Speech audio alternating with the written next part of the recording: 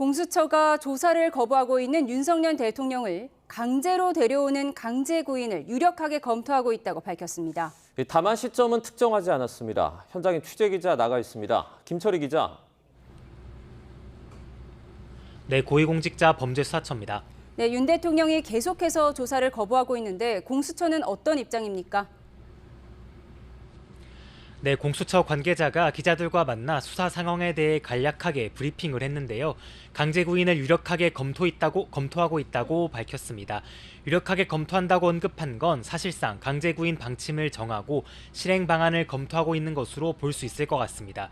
공수처 관계자는 구속영장 효력으로 강제 구인이 가능하다는 판례를 근거로 판단했다고 설명했는데요. 다만 오늘이 될지 내일이 될지 특정한 시점은 공개하지 않았고 오늘 중에 논의를 이어가겠다고만 밝혔습니다.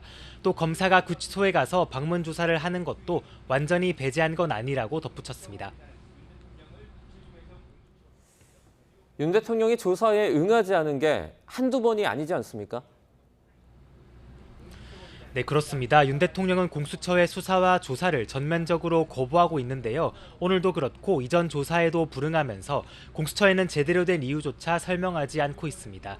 윤 대통령은 지난 15일 체포된 당일 10시간 40분 정도 조사를 받긴 했는데 16일과 17일 모두 조사를 거부했습니다. 그리고 구속된 이후에도 어제와 오늘까지 모두 4차례 소환 요구에 불응했습니다.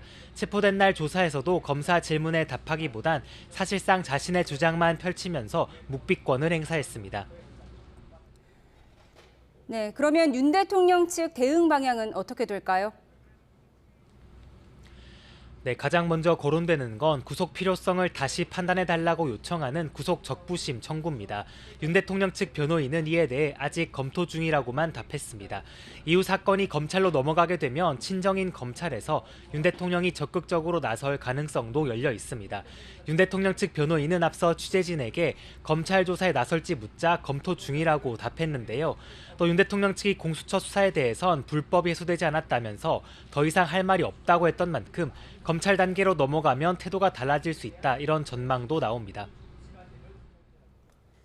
네, 그러면 사건이 검찰로 넘어가는 시점은 언제쯤이 될까요?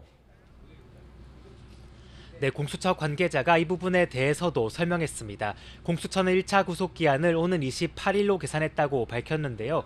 체포 적부심과 구속 전 피의자 신문 기간을 빼면 이렇게 된다는 게 공수처 설명인데 정확한 기한은 검찰과 더 논의가 필요하다고 덧붙여 변동될 가능성도 있어 보입니다.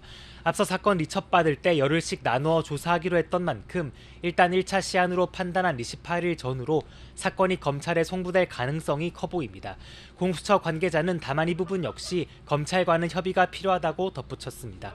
지금까지 고위공직자 범죄수사처에서 전해드렸습니다.